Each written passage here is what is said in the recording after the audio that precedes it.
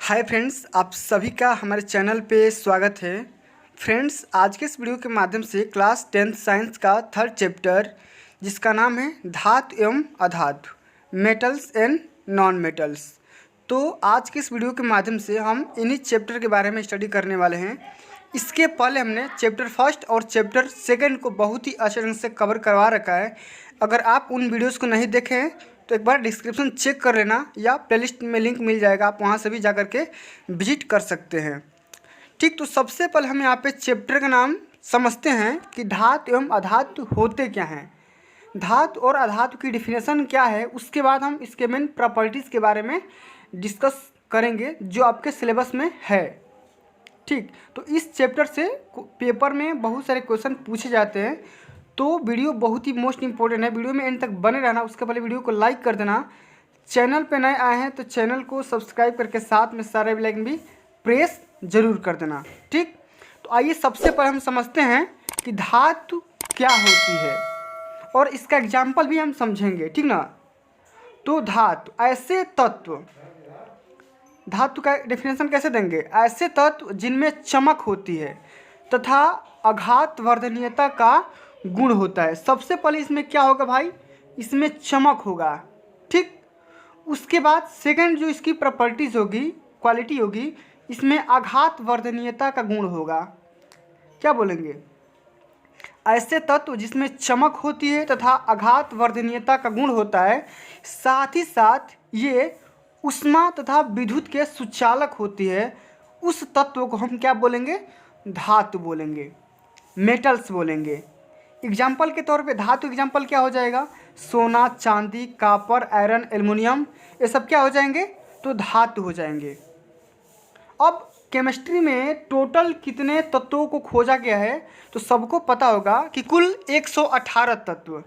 कितने, तो टोटल 118 तत्वों को अभी तक रिसर्च किया गया है। ठीक ना, फाइंड आउट किया गया है। लेकिन इसमें कितने धातु हैं, कितने उपधातु हैं, कितने मिश्र धातु हैं, इसके बारे में हम अब समझते हैं। तो देखो, टोटल 111 तत्वों में से 91 आपके धातु है, मेटल हैं। क्या है, 91 आपके मेटल, जिसमें सोना, चांदी, आयरन, एल्युमिनियम, कॉपर, ये सब क्या आता है, तत्व जो होते हैं ये सब धातु होते हैं। तो अभी तक 91 धातु को खोजा गया है और बाकी सब अधातु और मिश्र धातु, मेटलाइट्स हैं। ठीक ना, अब हम समझते हैं अधातु, नॉन मेटल्स क्या होते हैं। तो नॉन मेटल्स ऐसे तत्व जिनकी परत चमकदार नहीं होती है, मलिन होती है। ठीक ना, और जिसमें आघात वर्धनीयता का गुण नहीं पाया जाता है। ठीक, और ये जो अधातु होती है ऊष्मा तथा विद्युत के कुचालक होते हैं। क्या होते हैं भाई, कुचालक होते हैं। ठीक ना, तो सबसे पहले आपको इन धातु और अधातु को समझना बहुत ही कंपलसरी था। तो मैंने बता दिया धातु क्या होता है, अधातु क्या होते हैं। धातु और अधातु की एग्जाम्पल मैंने धातु एग्जाम्पल बता दिया, और अधातु एग्जाम्पल जैसे के तौर पे आप ले सकते हो हाइड्रोजन, नाइट्रोजन, सल्फर, ऑक्सीजन, ये सब क्या हो जाएंगे, तो अधातु हो जाएंगे। अब हम समझते हैं कि धातुओं और अधातुओं के भौतिक गुणधर्म। ठीक, तो सबसे पहले हम यहाँ पे देखेंगे धातुओं का गुणधर्म क्या होता है और अधातुओं का भौतिक गुणधर्म क्या होता है। भौतिक गुणधर्म का सबसे पहले हम चर्चा करेंगे धात्विक चमक। तो यहाँ पे देखो, जो भी धातु होते हैं, मेटल्स होते हैं, उनकी सतह चमकदार होती है।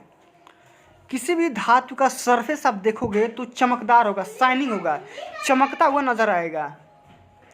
जैसे सोना देखे हो ना, तो सोना का जो आप लेयर देखते हो, परत देखते हो, ऐसे ही आपको देखने में अट्रैक्टिव लगेगा, चमकेगा।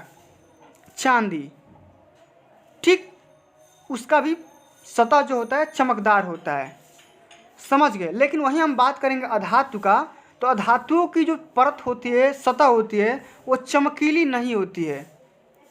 लेकिन एक एक्सेप्शन के तौर पे हम बात करेंगे आयोडीन का। आयोडीन का जो परत होता है वो चमकीला होता है, और आयोडीन क्या है, आपका अधातु है, नॉन मेटल है। क्या है भाई, नॉन मेटल। तो आयोडीन एक नॉन मेटल होते हुए भी इसकी जो परत होती है चमकीली होती है। समझ गए इतना बात। तो धात्विक जो चमक होती है, धातुओं में धात्विक चमक पाई जाती है और धातुओं की जो परत होती है चमकदार होती है, लेकिन अधातुओं की जो परत होती है मैली होती है, मलिन होती है। लेकिन वहीं हम बात करेंगे आयोडीन का एक एक्सेप्शन के तौर पे, अपवाद के तौर पे। तो आयोडीन का जो परत होता है, सतह होता है, वो क्या होता है, चमकीला होता है। ये एक अपवाद है, इसे आप याद रखिएगा। समझ गए। अब हम बात करते हैं कठोरता पे। तो जो भी आपके धातुएं होती है, धातु सामान्य तौर पे कठोर होती है। धातुएं जो होती है सामान्य तौर पे क्या होती है, कठोर होती है, हार्ड होती है, इजीली नहीं कट सकती है, ना इजीली टूट सकती है। लेकिन लिथियम, सोडियम और पोटेशियम, लिथियम, सोडियम और पोटेशियम ये मुलायम होते हैं और इन्हें हम चाकू से इजीली काट सकते हैं। तो ये भी एक एक्सेप्शन के तौर पे याद रखना कि जो सभी धातुएं होती है कठोर होती है, लेकिन लिथियम, सोडियम और पोटेशियम मुलायम होते हैं, इन्हें हम चाकू से इजीली काट सकते हैं। समझ गए, याद रखना है। लेकिन वहीं हम बात करेंगे अधातु की जो कठोरता होती है, ये अधिकतर कठोर नहीं होते हैं। अधातु जो होते हैं हार्डनेस का क्वालिटी नहीं होता है, ये मुलायम होते हैं अधिकतर, ठीक ना। लेकिन हम बात करें यहाँ पे कार्बन, तो कार्बन क्या है, एक अधातु है और कार्बन का एक अपर रूप हीरा जो होता है, हीरा सबसे कठोर प्राकृतिक पदार्थ होता है, ठीक ना। पूरे केमिस्ट्री में ये हीरा सबसे ज़्यादा कठोर तत्व होता है। समझ गए। तो ये भी क्या है, एक एक्सेप्शन है। तो साथ ही साथ हम जितने भी अपवाद टॉपिक है उसके बारे में भी हम चर्चा करते चलेंगे, ध्यान से समझना। अब रूप के बारे में चर्चा करेंगे। तो धातुएं जो होती है कमरे के ताप पर ठोस रूप में पाई जाती है। अब कमरे का टेम्परेचर कितना होता है, तो जिस टेम्परेचर में आप अभी वीडियो देख पा रहे हो वो कमरे का टेम्परेचर है। सामान्य तौर पे कमरे का टेम्परेचर 20 डिग्री सेंटीग्रेड होता है और 27 डिग्री सेंटीग्रेड पर जो भी धातुएं होती है वो हमेशा सॉलिड स्टेट में पाई जाती है। लेकिन वहीं पे हम बात करेंगे अधातुओं का, तो अधातुएं कमरे के ताप पर ठोस या गैसीय अवस्था में पाई जाती है। अब यहाँ पे एक एग्जाम्पल के तौर पे आप देखोगे, एक्सेप्शन के तौर पे, केवल मरकरी जो पारा होता है, पारा को छोड़कर जो द्रव रूप का होता है, ये देखो पारा क्या है भाई, पारा को हम Hg से डिनोट करते हैं और पारा जो होता है, मरकरी जो होता है, हमेशा लिक्विड कंडीशन में पाया जाता है। और पारा का हम यूज़ कहाँ पे करते हैं, तो पारा का हम यूज़ करते हैं थर्मामीटर में। आप लोगों ने सभी देखा होगा, थर्मामीटर में जब भी किसी का बुखार होता है तो पारा जब चढ़ता है तो क्या बताता है, टेम्परेचर को सेंस करता है। तो ये जो पारा होता है कमरे के ताप पे भी लिक्विड स्टेट में पाया जाता है। समझ गए। तो पारा क्या है, एक धातु होते हुए भी इसे हम कमरे के ताप पर द्रव अवस्था में देख सकते हैं। लेकिन वहीं पे हम बात करेंगे अधातु का, जो कि ब्रोमीन एक क्या है, अधातु है। ब्रोमीन का हम Br से डिनोट करते हैं। ब्रोमीन को छोड़कर जो तरल रूप में पाया जाता है, ये जो ब्रोमीन है ये हमेशा लिक्विड में पाया जाएगा, तरल स्टेट में पाया जाएगा, लिक्विड स्टेट में। बाकी सब अधातु जो ठोस और गैसीय स्टेट में हम देखते हैं कमरे के ताप पर। समझ गए। अब हम आघात वर्धनीयता के बारे में समझते हैं। तो कुछ धातुओं को पीटकर, आघात वर्धनीयता का मतलब क्या होता है, जिन्हें हम पीट कर हम एक पतली चादर, सीट के रूप में हम तत्वों को प्राप्त कर सकते हैं। तो आघात वर्धनीयता, कुछ धातुओं को हम पीट कर पतली चादर के रूप में परिवर्तित कर सकते हैं। तो जो धातुएं होती है, धातुओं में आघात वर्धनीयता का गुण पाया जाता है। आघात वर्धनीयता के गुण का मतलब ही होता है कि ऐसी धातुएं जिन्हें हम पीट कर हम क्या करते हैं, पतली सीट के रूप में हम उसे देख सकते हैं, प्राप्त कर सकते हैं। जैसे मान लो स्टील, तो स्टील क्या है, एक धातु है और स्टील को हम पीट कर उसे हम पतली सीट के रूप में प्राप्त कर सकते हैं। लेकिन अधातुओं में आघात वर्धनीयता का गुण नहीं होता है। अब अधातु जो होते हैं ऑक्सीजन, नाइट्रोजन, तो ऑक्सीजन को आप पीट ही नहीं सकते हो, समझ रहे हो बात को। तो इसलिए अधातुओं में आघात वर्धनीयता का गुण नहीं पाया जाता है। समझ गए। चलो तन्यता देखते हैं, भौतिक गुणधर्म है तो तन्यता का इफेक्ट देखते हैं, धातुओं पे क्या पड़ता है और अधातुओं पे क्या पड़ता है। तो धातुओं को पतली तार के रूप में हम खींच सकते हैं। तन्यता का मतलब कितना टेंसाइल है, कितना उसमें टेंशन है। तो किसी भी धातु को, जैसे मान लो सोना है, तो सोना में सबसे ज़्यादा तन्यता का गुण पाया जाता है, क्योंकि सोना को हम ज़्यादा पीट कर उसे लंबी तार के रूप में हम खींच सकते हैं। लेकिन वहीं हम बात करेंगे अधातु के नॉन मेटल्स के बारे में, तो नॉन मेटल में कोई भी तन्यता नहीं होती है, या आप बोल सकते हैं कि अधातुओं में तन्यता का गुण नहीं पाया जाता है। समझ गए। अब उस विद्युत तथा ऊष्मा के चालक, तो मैंने पहले ही बता रखा है कि जो धातुएं होती है, धातुएं जो होती है ऊष्मा और विद्युत के सुचालक। सुचालक मतलब जिसमें हम इजीली करंट फ्लो करा सकते हैं। कुचालक मतलब जिसमें हम इजीली करंट फ्लो नहीं करा पाएंगे, वो कुचालक हो जाएगा। तो जो धातुएं होती है सामान्य तौर पे विद्युत और ऊष्मा दोनों के सुचालक होते हैं। सामान्यतः धातुएं विद्युत व ऊष्मा की सुचालक होती है, लेकिन एक अपवाद के तौर पे देखोगे आप तो सीसा क्या है, एक धातु है। मरकरी भी क्या है, आपका धातु है। तो सीसा और मरकरी कुछ चालक होते हैं। सीसा में हम और मरकरी में, दोनों में हम करंट को फ्लो नहीं करा सकते हैं। तो इसका एक्सेप्शन ये बात हो जाएगा, ठीक ना, इसे आप याद रखिएगा। लेकिन वहीं पे हम बात करेंगे अधातु का, तो सामान्य तौर पे अधातुएं विद्युत व ऊष्मा दोनों की क्या हो जाती है, कुछ चालक हो जाती है, जिसमें हम करंट को फ्लो नहीं करा सकते हैं।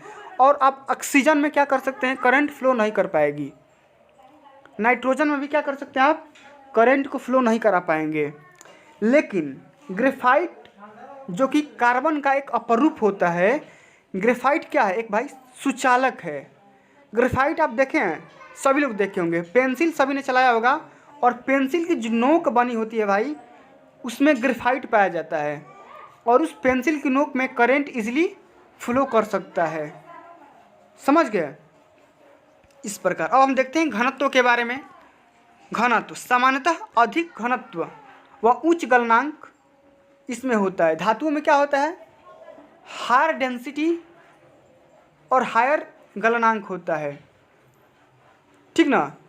धातुओं में क्या होगा, अधिक घनत्व होगा।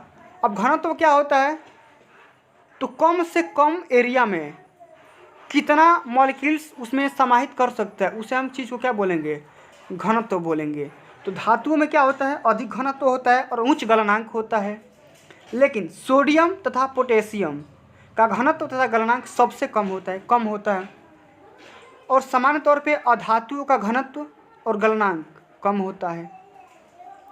उल्टा हो जाएगा, धातु का उल्टा हो जाएगा धातु वाला सब टर्म, ठीक। धातु का घनत्व सबसे ज़्यादा होगा तो धातु का घनत्व सबसे कम होगा। समझ गए ना।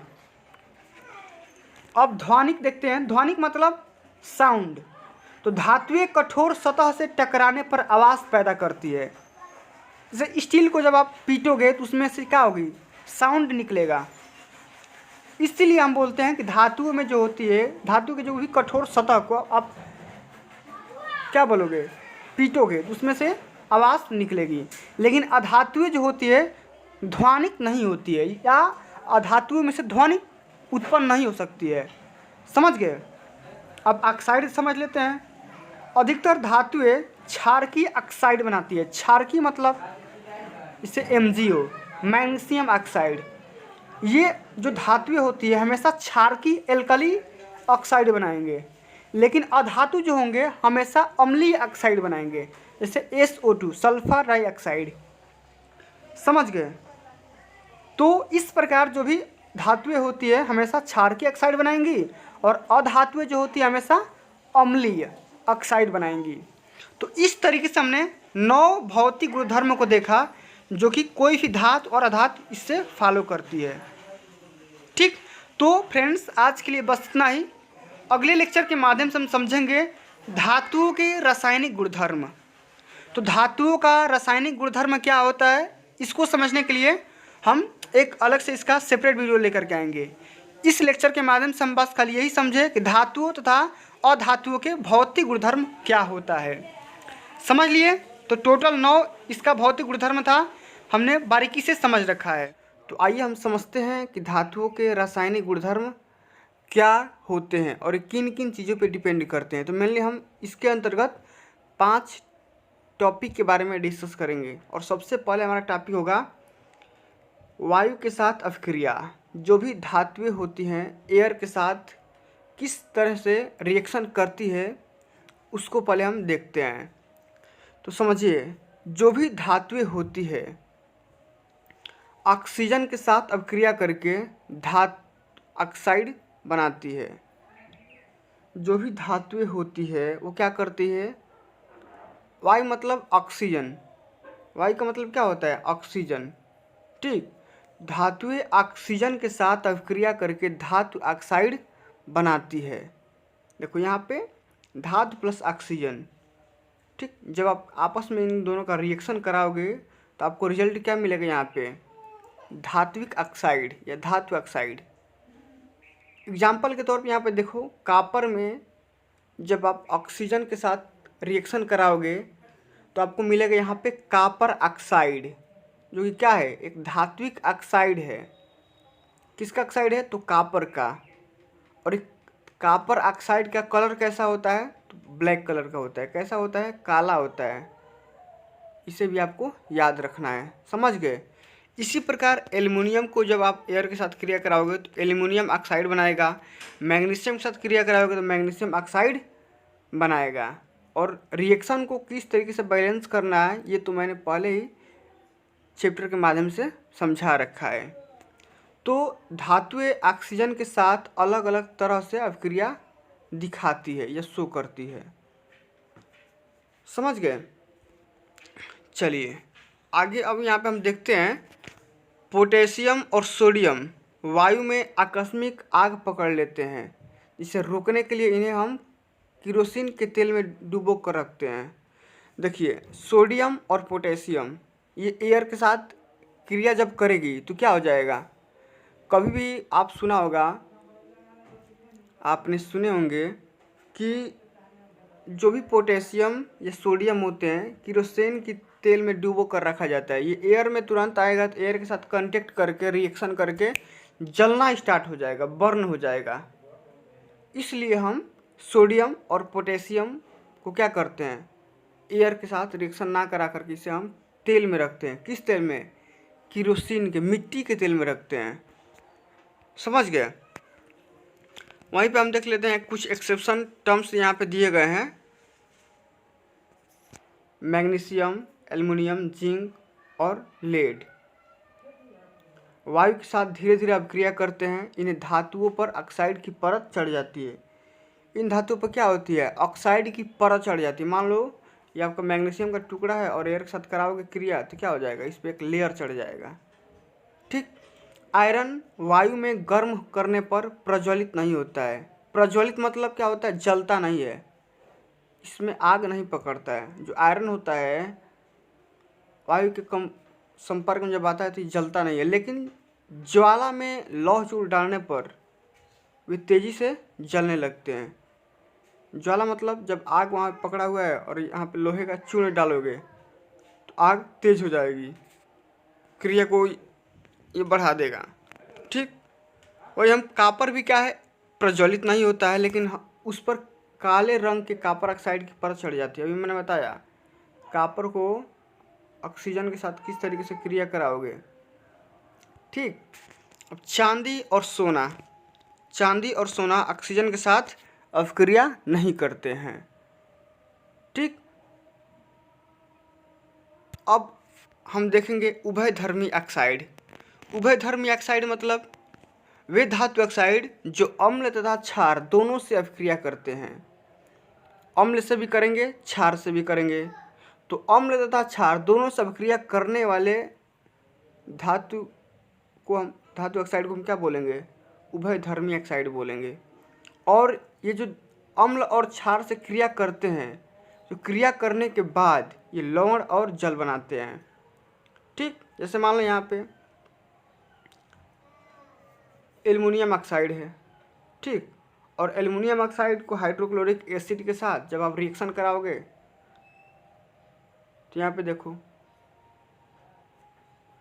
AlCl3 प्लस जल मिल जाएगा।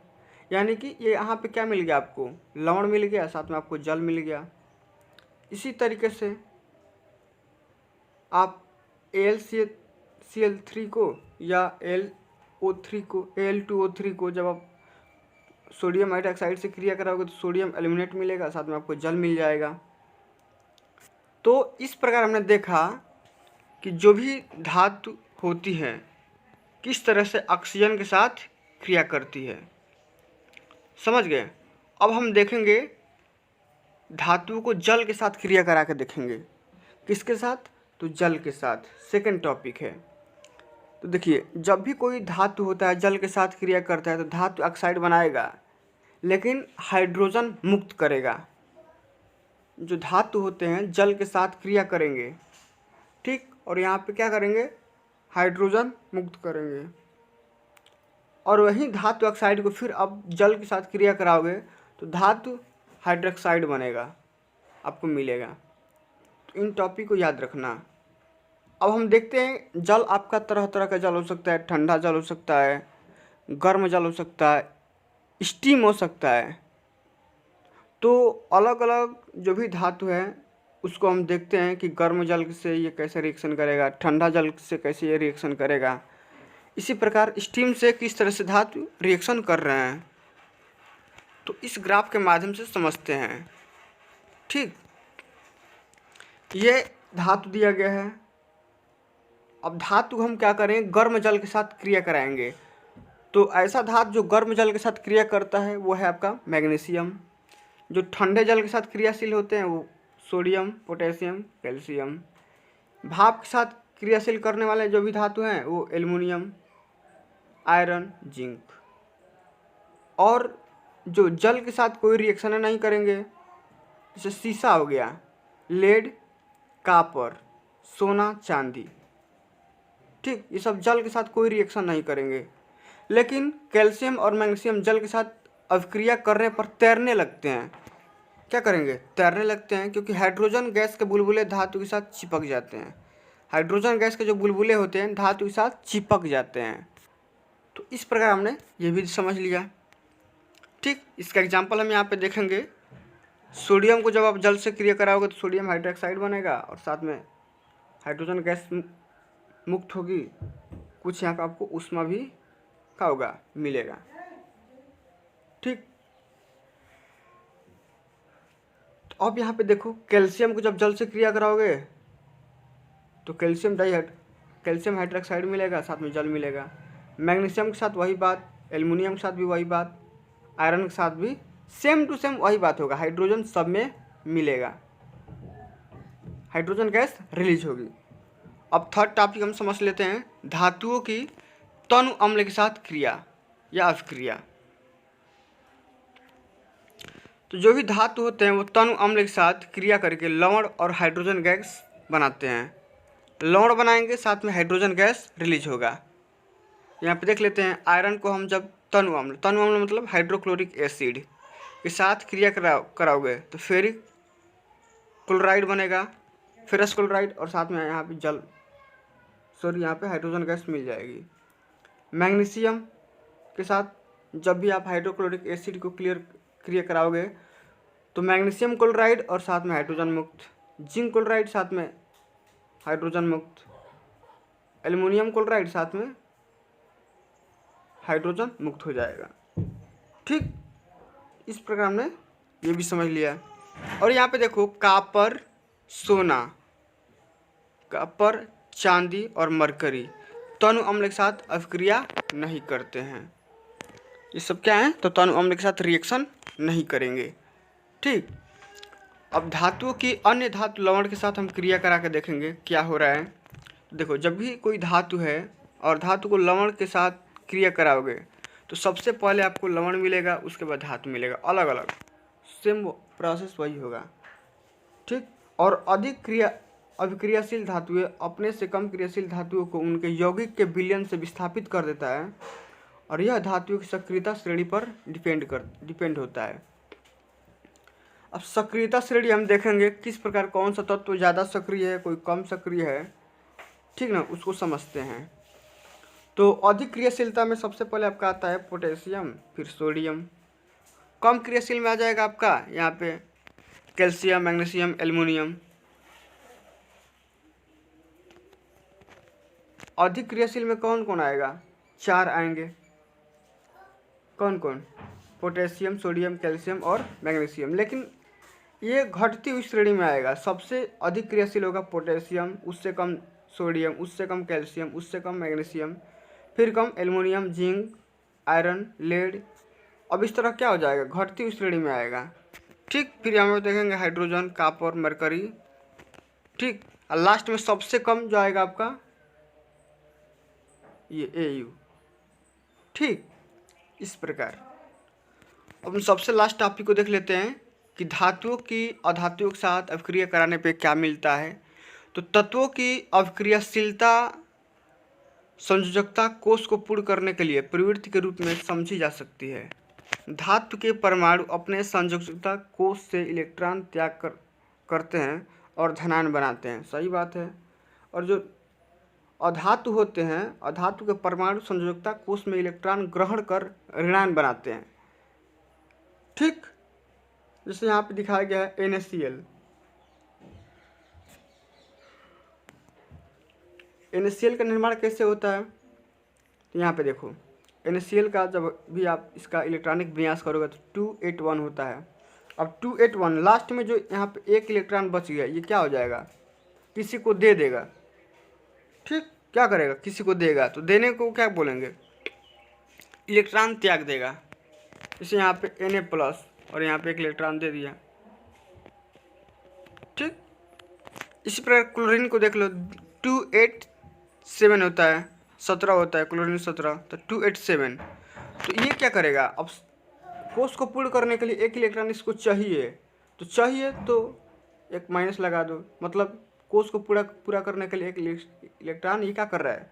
ग्रहण कर रहा है। समझ गए पूरी बात? अब यहाँ पे हम समझ लेते हैं आयनिक यौगिक क्या होते हैं। तो विपरीत आवेशित आयन एक दूसरे को आकर्षित करते हैं, प्लस माइनस एक दूसरे को आकर्षित करते हैं ना, तथा मजबूत स्थिर वैद्युत बल में बंधकर आयनिक यौगिक बनाते हैं।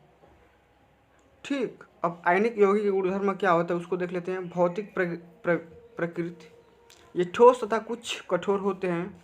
सामान्य तौर पे ये भंगुर भी हो सकते हैं। गलनांक और क्वथनांक देख लेते हैं इन आयनिक यौगिकों का।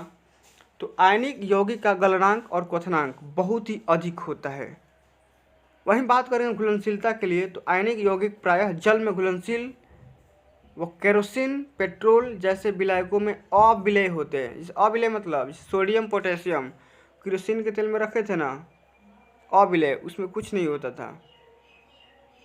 ठीक, इन सब का वैद्युत चालकता देख लेते हैं। आयनिक यौगिक जलीय विलयन में और गलित रूप में विद्युत का चालन करते हैं। जलीय विलयन में विद्युत का चालन मतलब कि कंडक्टर होते हैं, इलेक्ट्रिक को प्रवाह कर सकते हैं, फ्लो करा सकते हैं। और ये ठोस रूप में विद्युत का चालन नहीं करते हैं। समझ गए? तो सबसे पहले हम यहाँ पे समझेंगे धातुओं की प्राप्ति या धात्विकी। तो इसमें हम सबसे पहला टॉपिक हमें ये समझना पड़ेगा कि जो खनिज होते हैं, धातु तो ऐसे आते नहीं। मान लो कि कोई भी धातु या अधातु या उपधातु होता है, किसी न किसी खान से निकाला जाता है ना भाई।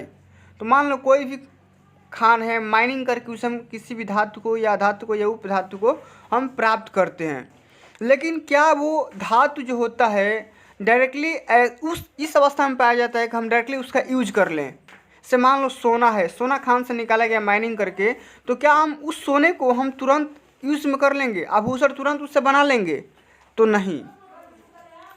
ठीक ना, हम उस धातु को पहले निकालेंगे, सफाई करेंगे, फिर उसका परिष्करण करेंगे। बहुत सारे मेथड होते हैं। ठीक ना, तो आज की इस वीडियो के माध्यम से हम उन्हीं मेथड को देखने वाले हैं। तो सबसे पहले हम यहाँ पे समझते हैं कि खनिज क्या होता है। ठीक ना, खनिज क्या होता है? तो पृथ्वी में प्राकृतिक रूप से उपस्थित तत्वों और यौगिकों को खनिज कहते हैं। क्या बोलेंगे डेफिनेशन? खनिज का डेफिनेशन क्या बोलेंगे? पृथ्वी में प्राकृतिक रूप से उपस्थित तत्वों एवं यौगिकों को खनिज कहते हैं। मैंने बता दिया है तत्व क्या होते हैं, ये कितने होते हैं। तो टोटल अभी तक 118 तत्वों को खोज किया गया है, जिसमें 91 आपके क्या है, धातु हैं, और बाकी सब उपधातु और अधातु हैं। समझ गए। और कंपाउंड किस तरीके से बनते हैं ये मैंने बता रखा है, ठीक ना। तो खनिज क्या होते हैं, तो पृथ्वी में प्राकृतिक रूप से उपस्थित तत्वों एवं यौगिकों को हम क्या बोलेंगे, खनिज बोलेंगे। जो खान से निकाला जाता है तत्व, उसी को हम क्या बोलते हैं, खनिज बोलते हैं। अब अयस्क क्या होता है, तो वे खनिज, कौन सा खनिज, मैंने खनिज बता दिया ना। अब अयस्क क्या होते हैं, वे खनिज जिनमें धातु अधिक मात्रा में पाई जाती है। वे खनिज या ऐसा खनिज जिसमें धातु अधिक मात्रा में पाई जाती है और उसे निकालना लाभकारी होता है, उसे हम अयस्क बोलेंगे। ठीक, जैसे मान लो सोना है, ठीक, सोना है, सोना खान से निकाले, और सोना में कुछ अशुद्धि भी होगी, कुछ इसके ऑक्साइड भी होंगे। तो ऑक्साइड को निकाल के प्योर सोना जो आपका होता है 24 कैरेट वाला, तो ये अगर सोना प्राप्त करोगे तो उसी सोना को हम क्या बोलेंगे, अयस्क बोलेंगे। तो वे खनिज जिसमें धातु अधिक मात्रा में पाई जाती है, उससे हम निकालना जो होता है लाभकारी होता है, ठीक ना, उसे हम क्या बोलेंगे, खनिज बोलेंगे। अब यहाँ पे हम समझते हैं कि सक्रियता श्रेणी एवं संबंधित धातु कर्म। ठीक, तो सबसे अधिक क्रियाशील, पीछे भी बताया था, potassium, sodium, calcium, magnesium, aluminium, ये ऐसे तत्व हैं जो सबसे ज़्यादा अवक्रियाशील होते हैं। अवक्रियाशील मतलब ये तुरंत अपना ऑक्साइड बना लेंगे, तुरंत रिएक्शन करेंगे किसी भी अन्य धातु से या उपधातु से। समझ गए ना, इसे हम क्या बोलते हैं, सबसे अधिक अवक्रियाशील बोलेंगे। और ये स्वतंत्र रूप में नहीं मिलते हैं, इनका हमें क्या करना पड़ता है, विद्युत अपघटन करना पड़ता है। विद्युत अपघटन करोगे तब यहाँ पे जाकर के ऐसे धातु प्राप्त होंगे, मिलेंगे।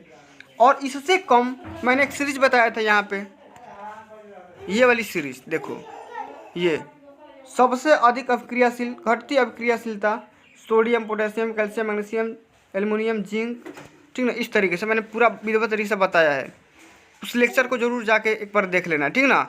और यहाँ पे देखेंगे मध्य अवक्रियाशील, तो मध्य में आपका आ जाएगा zinc, iron, lead, copper, mercury.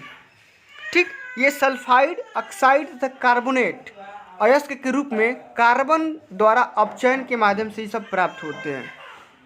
समझ गए। और सबसे कम अवक्रियाशील आता है आपका सोना और चांदी, ये स्वतंत्र रूप में पाया जाता है। समझ गए। अब इतना तो अवक्रियाशीलता हो गया इन सब का। अब हम ये देखेंगे किस प्रकार हम धातु का निष्कर्षण करेंगे, यानी कि अयस्क से हम किस प्रकार धातु प्राप्त करेंगे।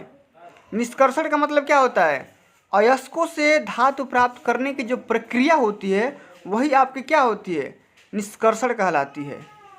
अब इसके 3 चरण हैं, कौन कौन से। सबसे पहला चरण अयस्कों का समृद्धिकरण। सबसे पहला चरण क्या है, सबसे पहले हम देखेंगे अयस्कों का समृद्धिकरण, फिर धातुओं का निष्कर्षण, और तीसरा में धातुओं का परिष्करण। ये परिष्करण का मतलब शोधन, शोध करेंगे। समझ में आ गया। अब इसको बारी बारी समझते हैं ग्राफ के माध्यम से। ठीक, यहाँ पे देखो मैंने अयस्क को ले लिया, और इस अयस्क को मैंने स्थानांतरण करूँगा। क्या करूँगा, अयस्कों का यहाँ पे स्थानांतरण किया जाएगा, और 3 तरीके से किया जाएगा। सबसे पहले यहाँ पे हम लेंगे उच्च अवक्रियाशील धातु, फिर यहाँ पे लेंगे मध्य अवक्रियाशील धातुएं और निम्न अवक्रियाशील धातुएं। अब तीनों का अलग अलग से देखेंगे कौन सी धातु है जो जल्दी क्रियाशील हो रही है या उसको जल्दी शुद्ध रूप में लाया जा रहा है, ठीक ना।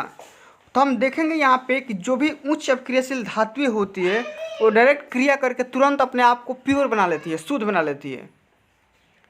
यहाँ पे देखो उच्च अवक्रियाशील जो धातुएं होती है, गलित धातु का विद्युत अपघटन यहाँ पे होता है, और यहाँ पे हम तुरंत यहाँ पे क्या करेंगे, शुद्ध धातु प्राप्त कर लेंगे। तो सोडियम, पोटेशियम, मैग्नीशियम, इन सब में ज़्यादा दिक्कत नहीं होता है, इसे हम तुरंत शुद्ध अवस्था में प्राप्त कर सकते हैं। लेकिन हम यहाँ पे देखेंगे कठिनाई के माध्यम से, तो यहाँ पे मध्यम अवक्रियाशील जो धातु होती है थोड़ी सी यहाँ पे दिक्कत करती है, थोड़ा सा प्रोसेस से गुजरना पड़ता है, लेकिन ये भी हो जाता है। कैसे? तो यहाँ पे देखिए सल्फाइड अयस्क लेंगे, फिर यहाँ पे कार्बोनेट का अयस्क लेंगे, देखेंगे तो मरकरी सल्फाइड या जिंक सल्फाइड, जिंक कार्बोनेट। तो सल्फाइड अयस्क लेंगे, मान लो किसी का ले लो, मरकरी का ले लो, जिंक का ले लो, आयरन का ले लो, ठीक ना, किसी का भी आप सल्फाइड वाला अयस्क ले लो, फिर यहाँ पे कार्बोनेट वाला अयस्क ले लो। तो हम यहाँ पे मरकरी का और जिंक का सल्फाइड लेंगे और यहाँ पे जिंक का हम कार्बोनेट अयस्क लेंगे। ठीक, अब हम इसे क्या करेंगे, एयर के माध्यम से इन सब का भर्सन करेंगे और बारी बारी से इसका निस्तापन करेंगे। जो सल्फाइड वाला होगा उसको भर्सन किया जाएगा, जो कार्बोनेट वाला होगा उसका निस्तापन किया जाएगा। ठीक, अब ये दोनों मिलकर क्या करेंगे कि यहाँ पे धातु का परत बनाएंगे, यानी कि धातु का ऑक्साइड बनाएंगे। ठीक, अब ये धातु का ऑक्साइड बनाएंगे और यहाँ पे धातु में अपचयन हो जाएगा, फिर यहाँ पे हम क्या कर लेंगे, धातु का शोधन करके हम धातु प्राप्त कर लेंगे। आगे समझ में। अब इसी तरीके से हम सबसे निम्न अभिक्रियाशील धातुओं को देखेंगे, उसका हम सल्फाइड अयस्क देखेंगे, फिर उसका भर्जन करेंगे, फिर धातु मिलेगी और उसका धातु का शोधन कर लेंगे, परिष्करण कर लेंगे। आगे समझ में। अब यहाँ पे कुछ इम्पोर्टेंट डेफिनेशंस दिए गए हैं, जानना जरूरी है, तो देख लेते हैं। गैंग क्या होता है? गैंग तो पृथ्वी से खनिज अयस्कों में रेत, मिट्टी आदि ऐसी कई अशुद्धियाँ पाई जाती है जिन्हें हम गैंग कहते हैं। पृथ्वी से जब आप खनिज निकालते हो अयस्क के फॉर्म में, तो उसमें कई सारे रेत, मिट्टी, धूल आदि कण मिले होते हैं और ऐसी ही अशुद्धियों को हम क्या बोलते हैं? गैंग बोलते हैं। क्या बोलते हैं भाई? गैंग बोलते हैं। अब भर्जन क्या होता है? तो सल्फाइड अयस्क को वायु की उपस्थिति में अधिक ताप पर गर्म करने पर यह ऑक्साइड में बदल जाता है और इसी प्रक्रिया को हम क्या बोलते हैं? भर्जन बोलते हैं।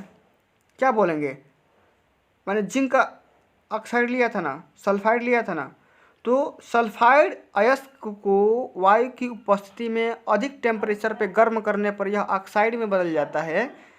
सल्फाइड जो होगा किस में बदल जाएगा? ऑक्साइड में। और इसी प्रक्रिया को हम क्या बोलेंगे? भर्जन बोलेंगे। एग्जाम्पल इसका देख लेते हैं।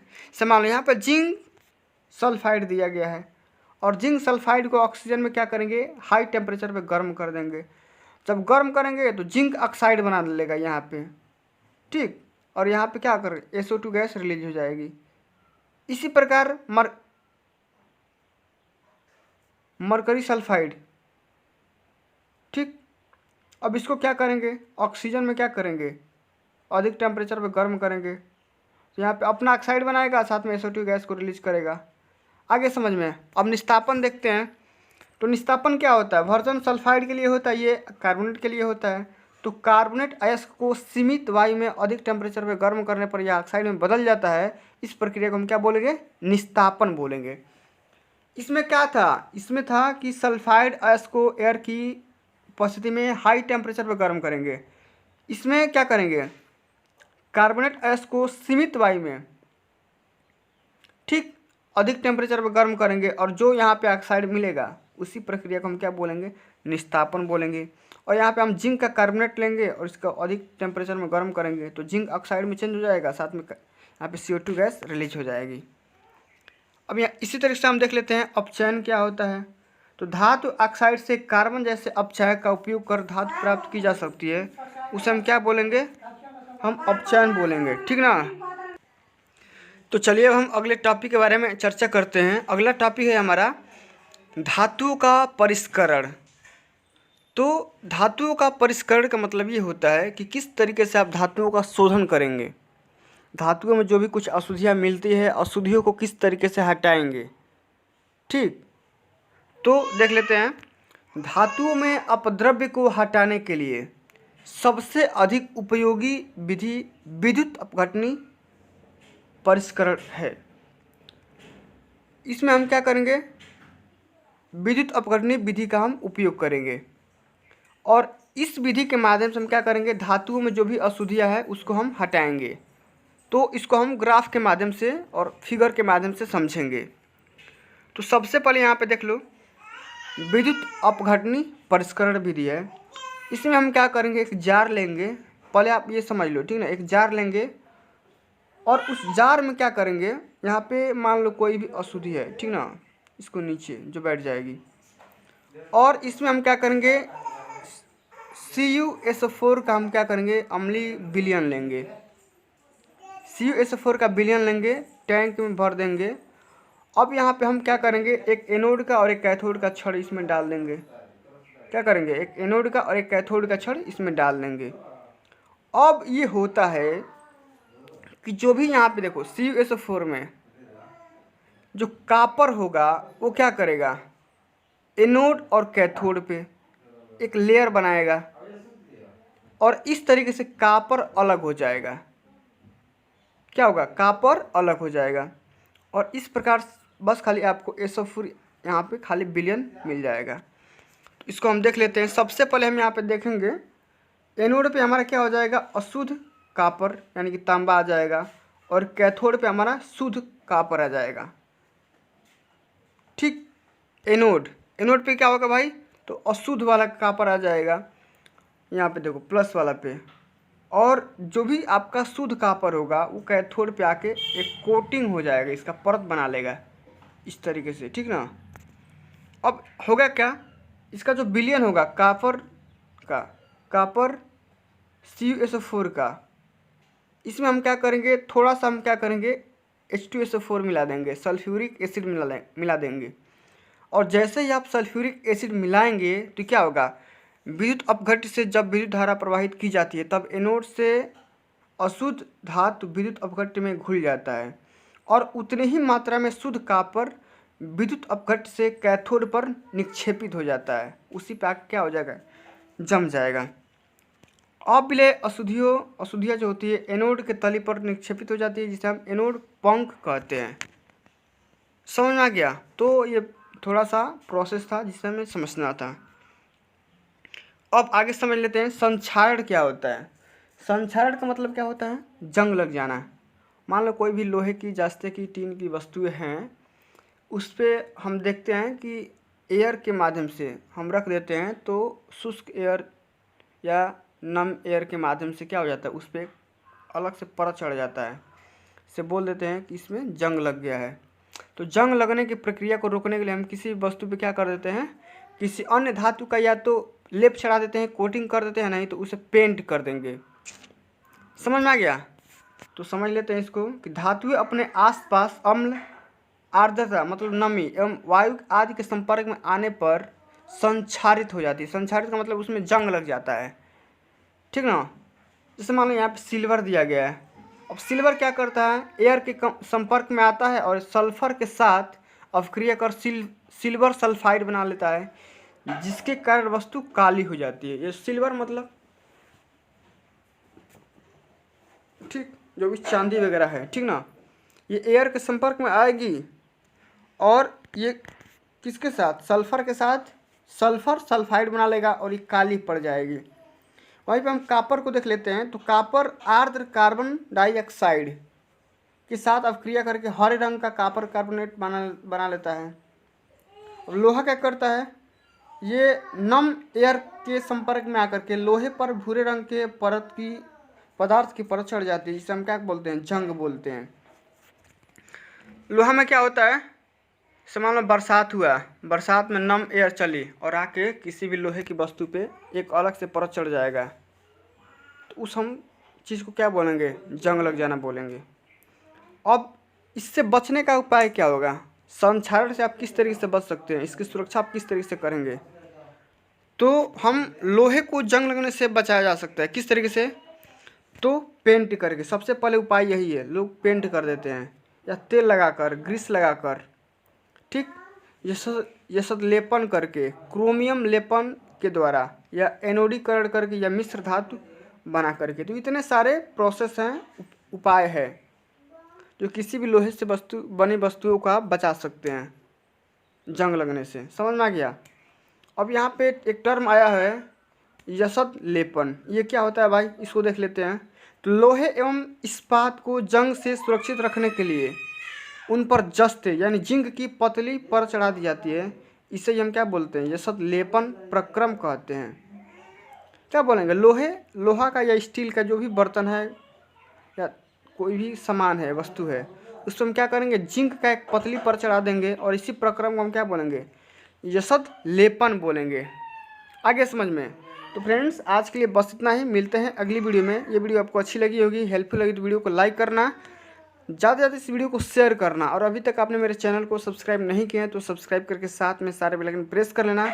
मिलते हैं अगली वीडियो में, तब तक के लिए जय हिंद, जय भारत, वंदे मातरम।